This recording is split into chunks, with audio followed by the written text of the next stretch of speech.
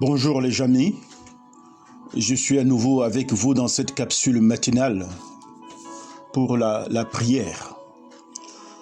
Je vous remercie pour vos encouragements et nous allons continuer sur cette lancée jusqu'à ce que la flamme de Dieu embrase nos cœurs. Je m'en vais vous partager ce matin une réflexion à partir d'un verset que j'ai cité dans la prédication « Sois sans crainte ». Il est extrait du livre de Proverbes, chapitre 1, verset 33. Permettez-moi de le citer. « Celui qui m'écoute, dit Dieu, reposera avec assurance et il vivra tranquille sans craindre aucun mal. » Dans notre vie trépidante et fiévreuse, on prend si peu de temps pour écouter Dieu. Et pourtant, n'est-il pas notre Père, Dieu? Ne sommes-nous pas ses enfants, toi et moi? N'est-il pas notre Maître et ne sommes-nous pas ses serviteurs? N'est-il pas notre chef au sens militaire du terme, le chef de notre foi, et ne sommes-nous pas ses soldats? C'est dire que négliger d'écouter Dieu ne peut guère nous assurer la bénédiction, ni la vie, ni la paix, ni la joie. Mais pour l'écouter, il faut d'abord savoir faire silence devant soi.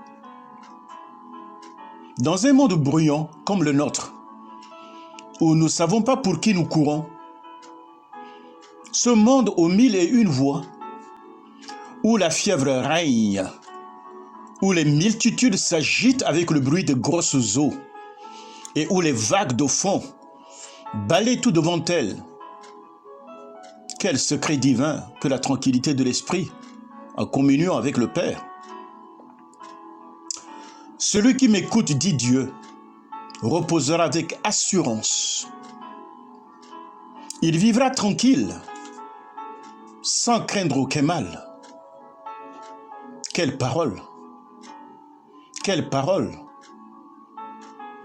Elle vient à propos, en fonction des événements que nous sommes en train de traverser.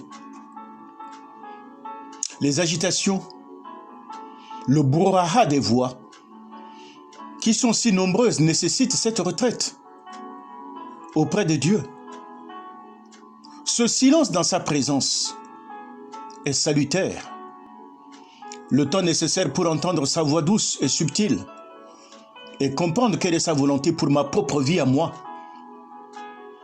Pour l'enfant de Dieu que vous et moi sommes, c'est le premier acte que nous sommes censés faire chaque matin.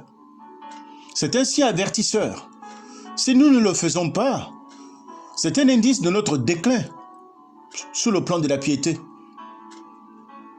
Veillons pour que nous respirions.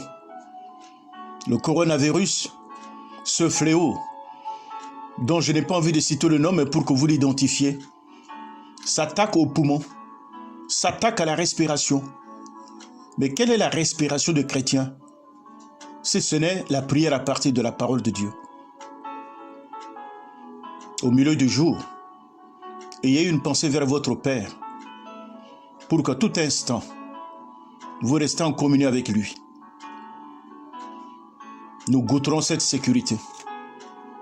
Nous goûterons cette tranquillité d'esprit qui naît de notre confiance en lui et de l'absence de la peur.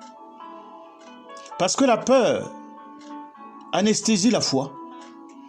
Et lorsque la foi dans la parole de Dieu est installée, l'inquiétude et la peur s'en vont pour introduire notre esprit dans la tranquillité. Et à partir de ce moment, nous pouvons entre mille et une voix discerner la voix de celui qui est notre bon berger. Car il a dit, « Mes brebis écoutent ma voix, car je suis leur berger.